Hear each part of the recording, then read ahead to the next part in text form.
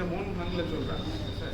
মনকে শক্ত রাখতে হবে, ঠিক আছে? আর একটা জিনিস মনে রাখবা, কখনো কিন্তু কারোর সাথে ঝগড়া বিবাদ করবা না। ঝগড়া বিবাদ করলে কিন্তু কেউ কখনো জীবনে ভালো হতে পারে না, উপরে উঠতে পারে না।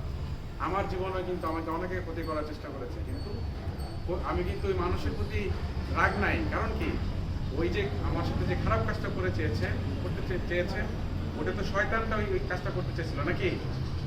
ওটা ওই মানুষের দোষ নাই, কিন্তু দোষটা শয়তানের। কারণ শয়তান তো অলওয়েজ আমাদের পিছনে লেগে থাকে, সত্যি নাকি? এর জন্য আমাদের আরেকটা জিনিস শেষ করবো কথা বলে, মহানবী সাল্লাল্লাহু আলাইহি ওয়াসাল্লাম কিন্তু শত্রু ছিল। তাহলে দুনিয়াতে তুমি যত ভালো হও, তোমার শত্রুর সংখ্যা কিন্তু ততই বাড়বে। তার মানে শয়তান আরো তোমার পিছনে আরেকজনকে লাগাই দিবে। এর জন্য মানুষের সাথে সবসময় ফ্রেন্ডশিপ রাখতে হবে, গুড ফ্রেন্ডশিপ রাখতে হবে, এবং কখনো রাগা যাবে না, উত্তেজিত হওয়া যাবে না। না, আমি নিজেও, আমাদের হয়তো, আমাকে যদি তুমি দেখো, আমি কিন্তু এখন অনেক রাগি না।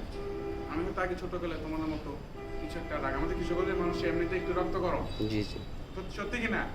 কিশোরগঞ্জের মানুষ, আমরা এমনিতেই কিশোরগঞ্জের মানুষ কিন্তু আমরা একটু ভিতরে, কিন্তু আমাদের কোনো ঝামেলা নাই, প্যাচপুচ নাই, কিন্তু আমরা একটু গরম থাকি। কিন্তু এটা শরীরের জন্য ভালো না, এবং পরবর্তীতে তোমাদের জীবনের জন্য ভালো না। দেখবা যে তুমি রেগে গেলে তোমার শরীর খারাপ করবে, বিভিন্ন ধরনের শরীরের সমস্যা হবে। আমার কথা গেলে কি অনেক কঠিন মনে হচ্ছে নাকি সহজ? আর খাবার দাবার তোমরা ভালো করে খাওয়া দাওয়া করবা, সুন্দর বেশি করে ফল ফ্রুট শাকসবজি বেশি খাবা। আর আর তো বাকি তোমরা জানোই, যারা এখানে টিচাররা যারা আছে, টিচারদের কথা শুনবা। টিচাররা তো তোমাদেরকে অনেক বলে। এখন আমি আমার তরফ থেকে যে জিনিসগুলো বলা সেটা বললাম। আর চেষ্টা করলে যে ভ্রমণ করবা, যদি সুযোগ হয়, দেশ এবং বিদেশ। আমি কিন্তু বাংলাদেশের মোটামুটি সব জেলাতেই, হয়তো 64 জেলা না, কিন্তু কাছাকাছি সব জেলাতে ভ্রমণ করার অভিজ্ঞতা আছে। দেশের বাইরে আমি আলহামদুলিল্লাহ প্রায় 29টা দেশে ভ্রমণ করেছি, এবং অনেকবার, এক একটা দেশে 6-7 বার 8 বার করে। যার কারণে আমার কাছে পৃথিবীটাকে, ওই যে বললাম না, পৃথিবীটা আমার কাছে বাসা মনে হয়। সবচেয়ে বড় পরিচয় কি, আমি মুসলমান, ঠিক আছে? মুসলমান, তারপর আমি পৃথিবীর সন্তান।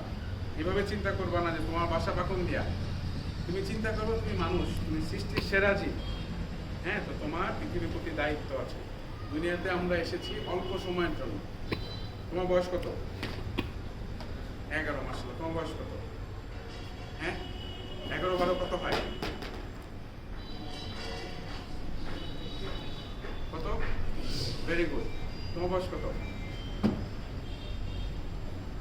তাহলে 11-12, আচ্ছা 23 আর 13 কত হয়? 34।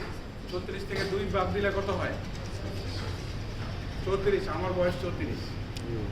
কাজেই আমি 34 বছর, দেখো আমার কাছে মনে হয় আমি কয়দিন আগে, আমার জন্ম ছিল কয়দিন আগে। আমি তোমাদের মতো ছোট ছিলাম। যে আমি যখন ঢাকায়, আমি তো আসলে পড়াশোনার ঢাকা হয়েছে ছোটকালে। ঢাকায় আমি যে একটা মসজিদে যেতাম সকালে, কোরআন শরীফ পড়ে না? জি জি। সকালে যে আমি যখন যেতাম, আমার মতো বয়স ছিল 6 বছর থেকে যেতাম, 6-7 বছর বয়স। আমি এরকমই 10 বছর বয়সে কোরআন খতম দিয়েছিলাম। কিন্তু মাশাআল্লাহ আমাদের ভাই বা তোমাদের টিচার যারা আছে, তারা ওরা কোরআনে হাফেজ, এবং তোমরাও হবে ইনশাল্লাহ। তো আমি কিন্তু তোমাদের মতো কোরআনে হাফেজ হই না, এবং নিতে পারবো না। এটা একটা বয়স লাগে। তোমাদের বয়স এখন কম বয়স। কম বয়সে তোমাদের এখন ব্রেন কিন্তু খুব অ্যাক্টিভ থাকবে। তো আরেকটা চেষ্টা করবা, বিভিন্ন ভাষার দক্ষতা নেওয়ার জন্য। এই যে তোমার এখন তুমি আরবি জানো, আরবিটা এবং বুঝাও, কমিউনিকেশন যদি করতে পারো, যে মিডল ইস্টের কান্ট্রিতে আমি হয়তো পড়তে পারি আরবিটা, কিন্তু বলতে পারি না। এর জন্য আমার অনেক কলিগরা যারা আসে, এদের সাথে আমি কথা তেমন ভালো করতে পারি। তো এই জন্য তোমরা যেটা করবা, যে তোমরা তো আরবি অবশ্যই শিখছো, এখানে পারো অনেক কিছু। তারপর অন্য ভাষাও যদি হয়, ইংরেজি বলো, যে কোনো ভাষা, ফার্সি থেকে শুরু, যে কোনো সব ভাষা, যত ভাষা দক্ষতা শেখা যায়। আমি চেষ্টা করি সুযোগ সময়ের মতো বিভিন্ন ভাষা শেখা। এখন আমি আরও কথা বলবো না, কথা বলতে কিন্তু সময় পার হয়ে যাবে। ওই ফোনে কি কথা হচ্ছে? জি জি। আচ্ছা, তো এখন আমি তোমাদের কাছে কিছু প্রশ্ন চাচ্ছিলাম। আমাকে প্রশ্ন করতে পারো, আমি উত্তর দিতে পারি, এবং কোনো লজ্জার কিছু নাই, এবং লজ্জা পেলে হবে না, ঠিক আছে? সব কিছু মনে করতে হবে, সব কিছু সাধারণ। লজ্জা পেলে তাহলে কিন্তু তুমি দুনিয়াতে কিছু করতে পারবো। লজ্জা, তুমি যখন ধর্ম প্রচার করবা, তখন কি লজ্জা পেলে হবে? হবে না। তো এখন তোমার লজ্জা পেলে